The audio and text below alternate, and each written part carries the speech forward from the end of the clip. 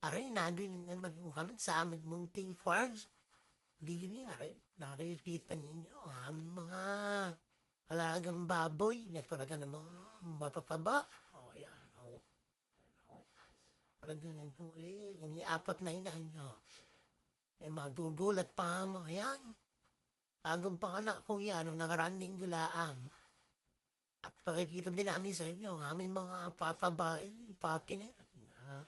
Ay panther bats na. Talaga naman. Lalabas na ngayon November.